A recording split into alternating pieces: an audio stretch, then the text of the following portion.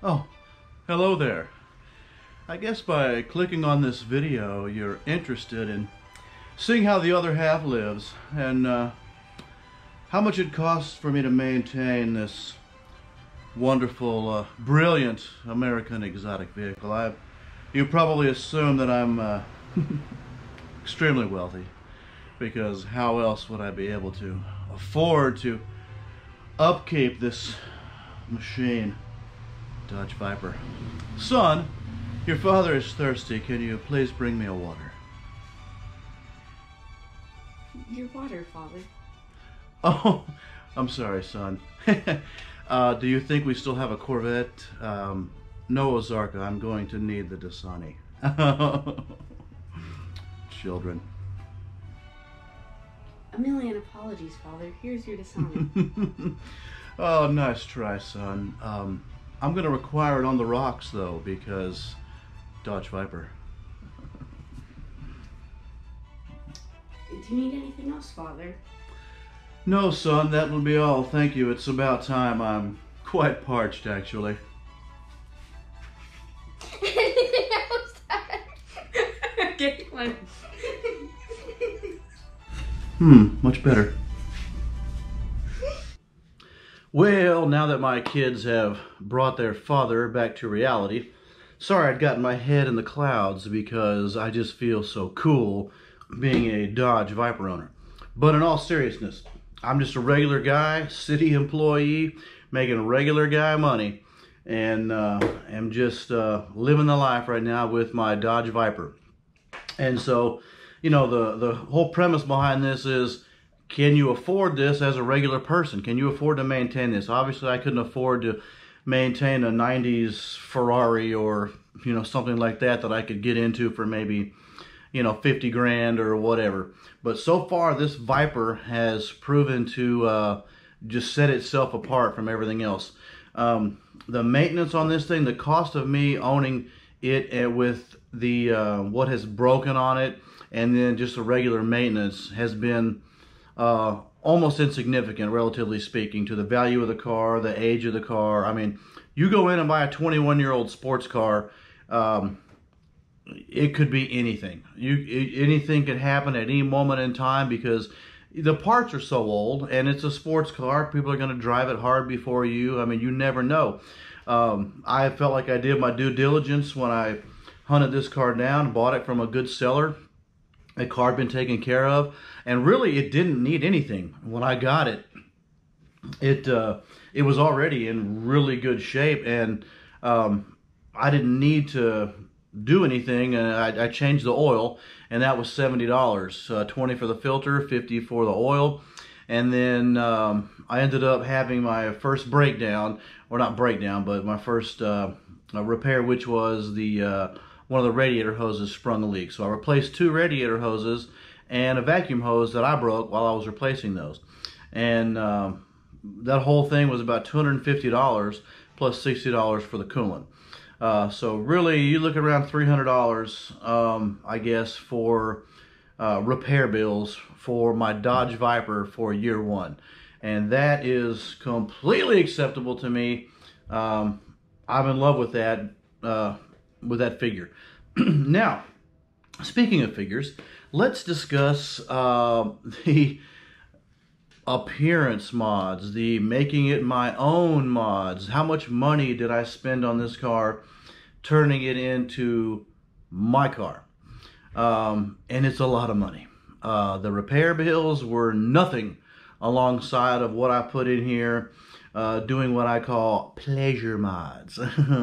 The blue stripes that I just absolutely had to have. $300 for the vinyl, $300 for the install. So $600, and I've got these beautiful blue stripes that look great and that say, hey, that's my car. That's my spec right there that I made my own. That's already double the cost of the repair bills for the first year of owning it. But it doesn't stop there. If you'll remember, I had to make it sound just like I wanted, to dial it in. And it took me a few tries to get exactly what I wanted. So I spent a little bit of money, not too much. The guys at the muffler shop are really nice to me, but you know, still had installation costs for some of the stuff that I bought. But the main piece that I bought that replaces the 2 catalytic converters and put some high flow cats in there, just that was $600. And so you have that plus the other stuff that I've done. You know, I've spent some money on this thing for making it my own. I tinted the windows, which I haven't told you guys about, but I did that a few weeks ago. You can't really tell because the window's down. But I tinted the windows to try and get some of that heat out of there. And, you know, I paid like $30 for the Headlight Restoration kit. Did that myself to get those dull headlights back to nice and shiny. The smoothie tubes I put on there, they were $125. Which they look great, and of course they have function as well. And the rear window seal that I just most recently put on there to seal that back window, and that's still working fantastic. And it looks better, it holds the rear window in there better, no rattling, no air getting around in there or anything, it's perfect. So, and then of course, you know, I replaced these Viper logos because the original ones had finally just faded and they were chipping and looking nasty. And I think I paid about $75 for those, which sounds ridiculous. But the ones from the factory are like, I don't know, 3 times that, I think. So I got these kind of chrome looking ones. And it's cool because it's a little subtle, but it's still enough where you can see. And of course, there's no mistaking what kind of car this is. This is a Dodge Viper, except for everybody that calls it a Corvette or a Ferrari. But other than those people, it is very obviously a Dodge Viper. And now that I have the stripes on there, I get less of, hey, nice Corvette than I did before. So, I mean, can a regular guy own a Dodge Viper? So far, I'd say yes. You know, nothing's been thrown at me that I haven't been able to handle or afford yet. Nothing catastrophic anyway, and hopefully that does not happen. So for this next year, I'm just going to continue taking care of it, enjoying it, and sharing it with you guys. As long as you're here and you want to watch, I'll put it up and let you kind of share in my excitement with me. I really love reading all the comments that everybody makes, and it makes me happy when I see that you guys are you know, kind of egging me on and going, hey, what else has happened? I want to know. That's pretty cool, and I'm really glad I could share it with everybody. And speaking of sharing with everybody, let's take just a little walk down memory lane with me, if you don't mind. If you've made it this far, just stick around a couple more minutes and take a little walk down memory lane with me on my first year of ownership with the Dodge Viper. I appreciate you guys watching. Well, August 2nd, 2019, me and my buddy Royce went down to New Braunfels, Texas, so I could test drive this Viper that I was interested in. And man, I took one look at it and fell in love. And of course, you can see my head sticking out over the top. It was a little difficult on the test drive to see out, but first order of business when I got home was to put a 2-inch lowering kit on the driver's seat, and that really fixed it all up.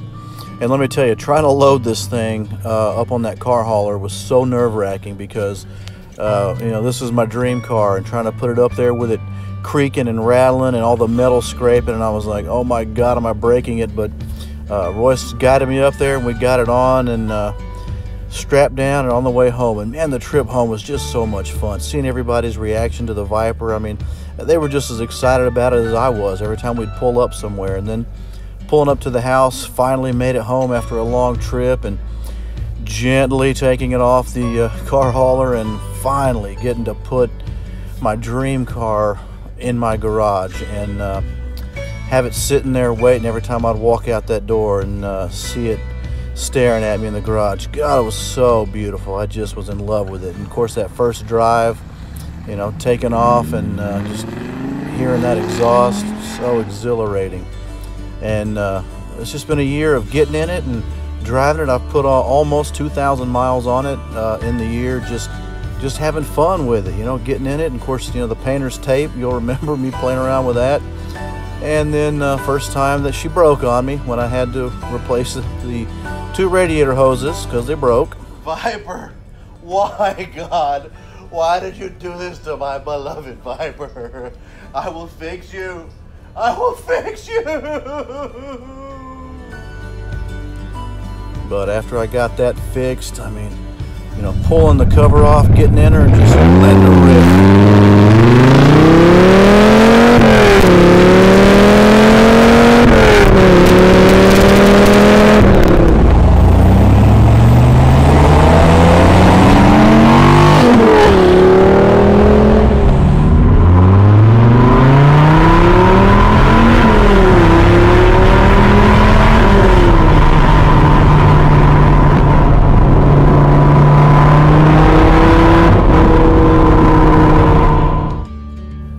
Bringing it out of the garage, giving it a bath, taking care of it.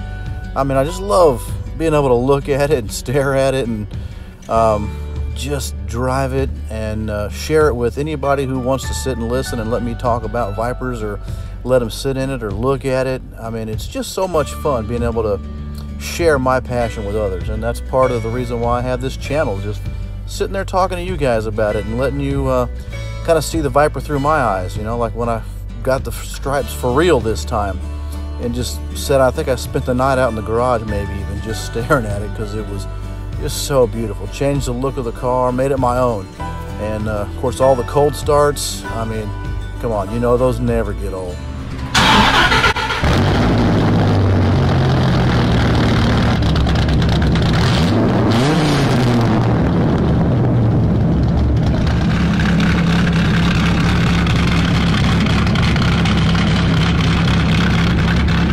I could listen to that idle all day. And you know, when it's all said and done, after a nice drive, you bring it back into the garage and park it and wipe it down and let it cool down, and you know, then you can just sit there and stare at it. And I appreciate all you guys sitting there and staring at it too, and just kind of sharing the last year with me. So I'm excited to see what your number 2 brings with the Viper. So keep watching. I appreciate it. Well, what'd you guys think? I appreciate you sticking around long enough to take that little trip with me, and appreciate you guys watching all my videos and wanting more. So stick around, and I'll see what else I can come up with for videos on this 1999 Dodge Viper RT10 10211.